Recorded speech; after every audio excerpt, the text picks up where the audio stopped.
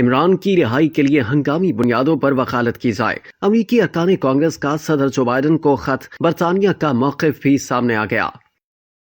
امریکی ارکان کانگریس نے خط میں پاکستان میں انسانی حقوق سے متعلق ایوان نمائندگان کی قرارداد پر اقدامات کرنے کی اپیل کی ہے اور کہا گیا ہے کہ بانی پی ٹی آئی اور دیگر سیاسی قیدیوں کی رہائی کے لیے ہنگامی بنیادوں پر وکالت کی جائے۔ خط کے متن میں کہا گیا ہے کہ یو این ورکنگ گروپ کی رپورٹ کی روشنی میں بانی پی ٹی آئی اور دیگر سیاسی قیدیوں کی حفاظت یقینی بنائی جائے۔ خط کے متن کے مطابق پاکستان میں 2024 کے ناقص الیکشن کے بعد انسانی حقوق پامال کیے گئے۔ پاکستان کی اہم سیاسی جماعت پی ٹی آئی کو انتخابات سے دور رکھنے کی کوشش کی گئی۔ مختلف حربوں کے باوجود پی ٹی آئی امیدواروں نے آزاد حیثیت میں کامیابی حاصل کی۔ خط میں کہا گیا ہے کہ الیکشن میں خدشات سے متعلق رپورٹس کو حکومت نے شائع ہونے سے روکا۔ بانی سمیت دیگر رہنماؤں کو مسلسل پابند سلاسل رکھنا سب سے زیادہ تشویشناک ہے۔ پی ٹی آئی کے سوشل میڈیا اکاؤنٹ پر شائع خط پر 46 ارکان کانگریس کے دستخط ہیں۔ خیال ہے کہ گزشتہ دنوں بھی امریکی ایوان نمائندگان کے 60 سے زائد اراکین نے بانی پی ٹی آئی کی رہائی کا مطالبہ کرنے کے لیے امریکی صدر جو بائیڈن کو خط لکھا تھا۔ دوسری جانب بانی P T I Imran Khan کے خلاف ممکنہ طور پر فوجی عدالت میں مقدمہ چلانے سے متعلق برطانوی وزیر خارجہ کا رد عمل بھی سامنے آ گیا۔ برطانوی وزیر خارجہ ڈیوڈ لیمی نے برطانوی ایم پی کم جانسن کے خط کے جواب میں برطانوی موقف واضح کیا ہے۔